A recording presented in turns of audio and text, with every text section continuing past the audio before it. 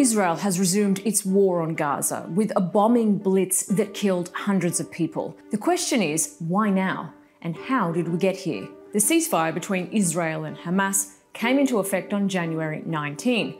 That mostly ended 15 months of war.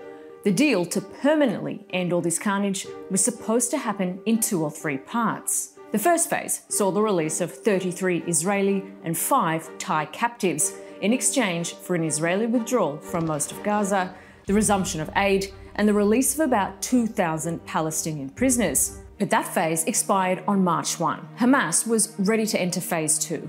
It had already agreed to release all the remaining captives in return for a permanent truce with Israel. But phase 2 never happened. Israeli Prime Minister Benjamin Netanyahu refused to advance the deal, and the talks have stalled. So here's the most pertinent question.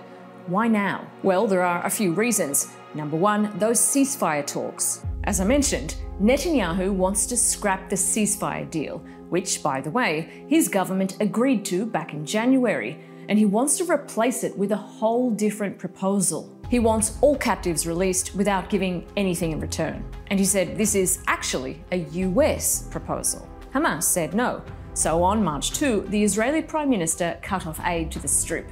1 week later, he cut off the electricity. Now, Israel has launched its most intense strikes on Gaza since a ceasefire began, because, according to Netanyahu, Hamas won't give in.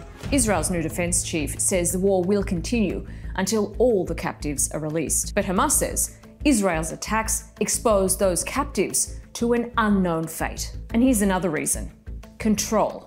Netanyahu's just tried to fire the head of Israel's domestic intelligence agency, the Shin Bet. The Prime Minister's accused Ronen Bar and his predecessor of trying to blackmail him. However, Israeli analysts say Netanyahu is trying to pin the blame for the October 7 intelligence failures on Bar and other figures in order to exonerate his own government. Analysts also say Netanyahu is trying to purge those who defy him over the Gaza war. Bar wants Israel to stick to the ceasefire deal. Netanyahu doesn't. And then there's reason 3, political survival. Former Defense Minister Moshe Yaalon says Netanyahu is collapsing the ceasefire deal to appease the far-right members of his coalition, including Finance Minister Bezalel Smotrich.